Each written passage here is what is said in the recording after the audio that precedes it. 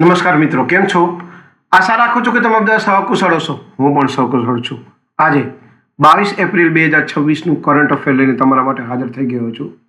તો ચાલો મોડું ન કરતા આજનો વિડીયો શરૂ કરીએ છીએ. એની પહેલાં કહેવા માંગીશ કે ચેનલ પર નવા છો તો સબસ્ક્રાઇબ કરીને રાખજો. વિડીયો ગમે તો એક લાઇક કરી દેજો, કારણ કે દરરોજ કરંટ અફેર લોંગ વિડીયોમાં અને શોર્ટ વિડીયોમાં જનરલ નોલેજ લઈ અને દરરોજ આવતો રહું છું અને તમને અપડેટ કરતો રહું છું. તો ચાલો મોડું ન કરતા આજનો વિડીયો શરૂ કરીએ છીએ. 22 એપ્રિલ 2026 કરંટ અફેરનો પહેલો પ્રશ્ન છે, Loriya sports woman of the year કોણ બની છે? સાચો જવાબ છે આર્યના સબાલેન્કા.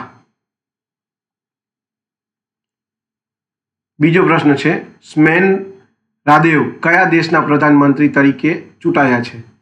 સાચો જવાબ છે બલ્ગેરિયા. ત્રીજો પ્રશ્ન છે, એપલ પોતાના નવા સીઈઓ તરીકે કોને નિયુક્ત કર્યા છે? સાચો જવાબ છે જોન ટર્નર્સ. ચોથો પ્રશ્ન છે, વિશ્વ પૃથ્વી દિવસ 2026નું થીમ શું છે? સાચો જવાબ છે અમારી શક્તિ, અમારું ગ્રહ.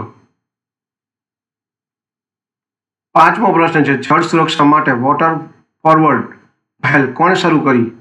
સાચો જવાબ છે વિશ્વ બેંકે.